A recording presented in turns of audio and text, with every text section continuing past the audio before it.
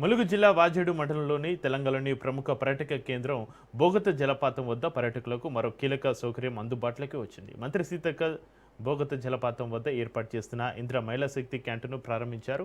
మహిళా సంఘాలకు స్థిరమైన ఉపాధి అవకాశాలు కల్పించడంతో పాటుగా పర్యాటకులకు పరిశుభ్రమైన నాణ్యమైన ఆహారం అందించాలనే లక్ష్యంతో ఈ క్యాంటీన్ను ఏర్పాటు చేసినట్లుగా మంత్రి తెలిపారు. గ్రామీణ మహిళల ఆర్థిక సాధికారతకు ప్రభుత్వం ప్రత్యేక ప్రాధాన్యత ఇస్తుందని, పర్యాటక ప్రాంతాల్లో ఇలాంటి మరిన్ని మహిళా శక్తి క్యాంటీన్లను ఏర్పాటు చేసే దిశగా చర్యలు కొనసాగుతున్నాయని ఆమె తెలిపారు.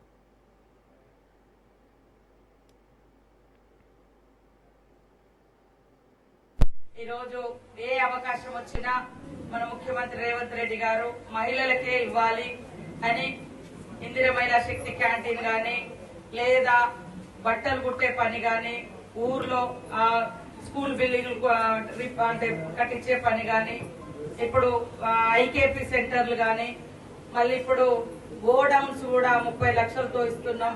ఇప్పుడు ఇంకా పెద్ద పెద్ద గోడౌన్స్ కూడా మీ పేరు మీదనే ఇవ్వాలని మొన్న కూడా నాకు చెప్పడం జరిగింది.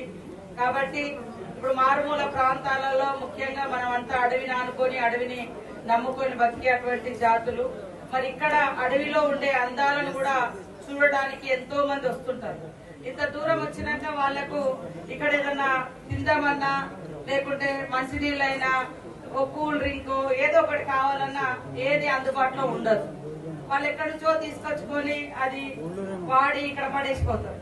దానికంటే మన స్వచ్ఛమైన ఫుడ్ మన అడవిలో దొరికేది, మన ఊర్లలో దొరికేది, మన పచ్చకూరతోటి కూడా మంచిగా ఒక రోజు కూర చేసి పెట్టచ్చు. అవునా కాదా?